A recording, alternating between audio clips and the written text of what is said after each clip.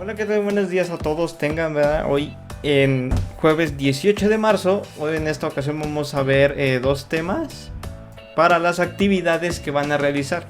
Bueno, van a ser tres materias, pero realmente solamente en este video se van a explicar dos. La primera es que, como ya vimos, vamos hacia la materia de formación cívica.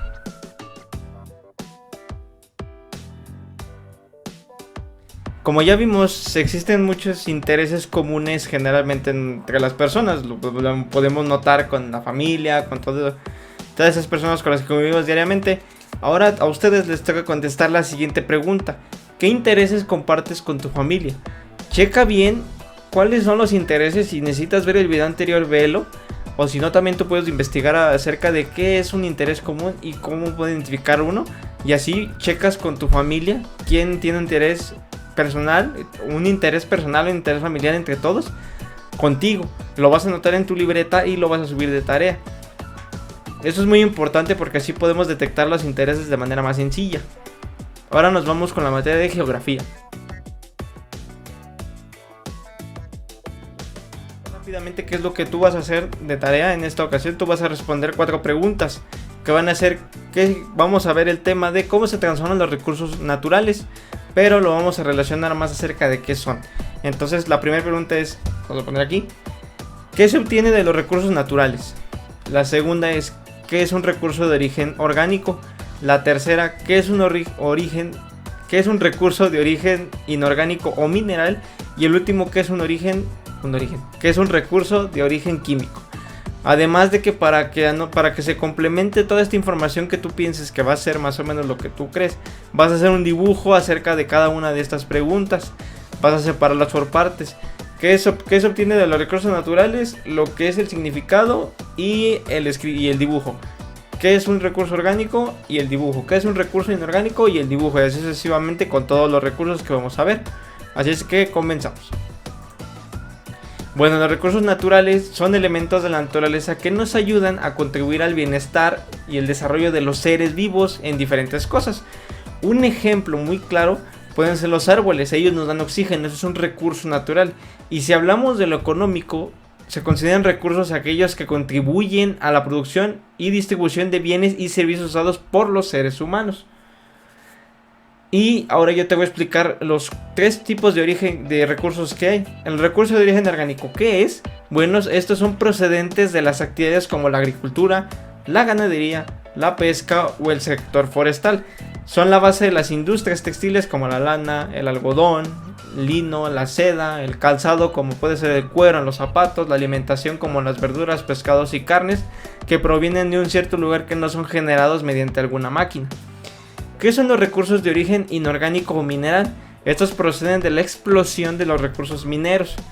Como por ejemplo, este se va más hacia la industria, como los químicos y la construcción, esos son de origen inorgánico. Y además de que los minerales sufren muchas transformaciones porque se hace un uso industrial posterior a su explotación. ¿Y qué son los recursos de origen químico? Bueno, estos son un tercer tipo de materia prima y en un grupo de materiales que no proceden directamente de la naturaleza. ¿Cómo es eso? Que son artificiales, que los realizan mediante una máquina. Como por ejemplo las papas que nos comemos, algunos alimentos que consumimos son hechos mediante máquina. Por lo tanto no son recursos orgánicos, sino recursos químicos porque son hechos de manera artificial. Y ahora que tú ya sabes más o menos qué se obtiene de los recursos y cuáles son los 3 tipos, lo que vas a hacer es que vas a seguir contestando estas preguntas en tu libreta y vas a agregar un dibujo a cada uno de los recursos. No olvides de colorearlos y aparte ponerle la fecha. Ahora nos vamos con la materia de historia.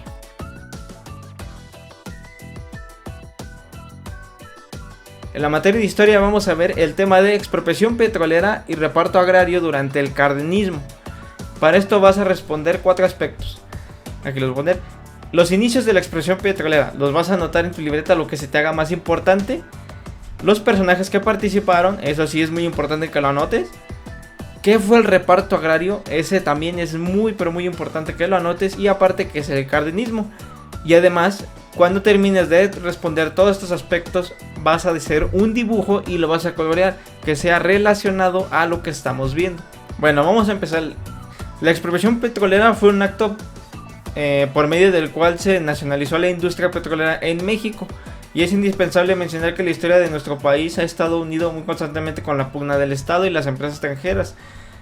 También en 1935, esto es importante que lo anotes, se creó el Sindicato de Trabajadores Petroleros de la República Mexicana. ¿Qué hacía esto? Le daba diversos apoyos a todos los que trabajaban en esta industria, por así decirlo. Se les dan muchísimos apoyos, pero en 1936, un año después que se creó este sindicato, se reclamaban muchas condiciones económicas, ya que pues no les pagaban bien, trabajaban mucho.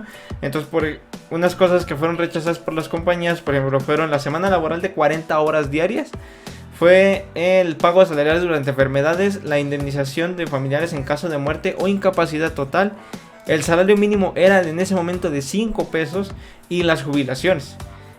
También en el año de 1938, el 18 de marzo, se considera como el decreto de la expropiación petrolera, de la expedición de la expropiación petrolera, que si se fijan es hoy, y ese consistió en la apropiación legal del petróleo que explotaban 17 compañías extranjeras que tenían control de la industria en nuestro país y se convirtieron en propiedad de ellos. Ya no fue tanto de los mexicanos. Algunos de los personajes que participaron en esta expropiación fueron Sir William Dickinson Person, que es una persona que era un inversionista y compró algunas inversiones de algunos estados de la República como Veracruz, Tabasco, Campeche, Chiapas, San Luis Potosí y Tamaulipas. Además de que fue un accionista para la mayoría de las compañías. El segundo que vemos es Edward L. Doheny. Este fue un inversionista que fundó la Huasteca Petroleum Company, que en este caso es la compañía petrolera en la Huasteca. Y fue en 1950 cuando formó parte de un trabajo que se llama Pan American Eastern Petroleum, que se refiere a una industria del este panamericana. Otro personaje muy importante que también podemos ver aquí es Venustiano Carranza, que fue quien en ese momento, justo antes de Lázaro Cárdenas, fue presidente de México, y además que tuvo diversas recomendaciones del Consejo Técnico del Petróleo, y así impulsó la restitución de las riquezas de la nación y de los mismos dueños de las empresas. Además que en el Porfiriato, los dueños del suelo llegarían como un código de minería que fue en 1894, y después la ley petrolera que se proclamó en 1901.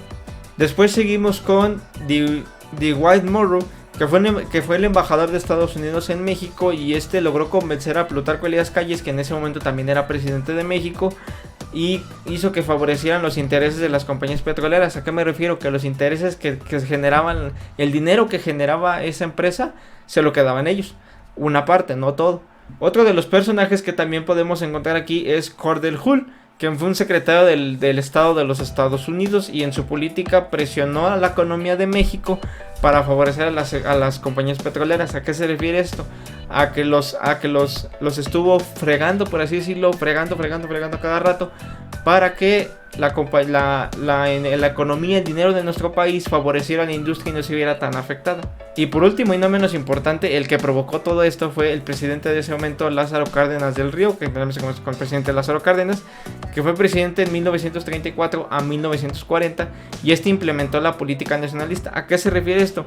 Que hubo un conflicto entre obreros y compañías, lo que proclamó la expropiación petrolera el 18 de marzo de 1938 en uno de sus años de gobernación, y se dio a conocer el decreto del expropietario. Ahora bien, ¿qué fue el reparto agrario? Bueno, el reparto agrario fue durante el cardenismo, fue un principal programa de acción política para rescindir las condiciones de inquietud en el campo y las demandas históricas, étnicas y comunitarias, las cuales habían llevado al campesino a involucrarse en la gesta revolucionaria. O sea, esto se refiere a que el reparto agrario es que se repartía de manera equitativa a todos los campesinos que tuvieran recursos naturales, que lo usaran para todos, ¿no? O sea, no solo todos se lo quedaban para ellos. Y además que principalmente las tierras entregadas fueron cerca de 20 millones de hectáreas, o sea, muchísimo terreno. Y en Veracruz se entregaron cerca de 896,000 hectáreas, o sea, ya es un poco menos, pero sigue siendo mucho terreno. Y también, por ejemplo, algunas de las empresas las hicieron privadas y públicas, para que cada quien generara sus propios ingresos, o en su caso se apoyaran del gobierno. ¿Y qué fue el cardenismo? El cardenismo fue la etapa en la cual estuvo el gobierno de Lázaro Cárdenas, por eso se le denomina cardenismo. Y este se dio en el sexenio cardenista, que fue de 1934 a 1940, durante durante la gobernatura del presidente Lázaro Cárdenas, donde se entregaron muchas hectáreas a muchos campesinos y se beneficiaron, otros se fueron a la pobreza máxima. Y básicamente esto es lo que vamos a ver en la expropiación petrolera. Una vez que ya terminamos de ver lo que es la expropiación petrolera y sus aspectos más importantes, ahora a ti te toca anotar los inicios de la expropiación petrolera, cuándo inició y aspectos más importantes que te hayan gustado de lo mencionado, qué personajes participaron, qué fue el reparto agrario y de qué fecha fue el cardenismo. Además de que vas a agregar un dibujo de manera general a lo mencionado en este video. Y ya sabes que el espacio va a estar abierto a partir de mañana, temprano, bueno, no temprano, pero se va a entregar de 4 a 6 para que no olvides entregar tu tarea. Y nos vemos en la clase del viernes. Adiós.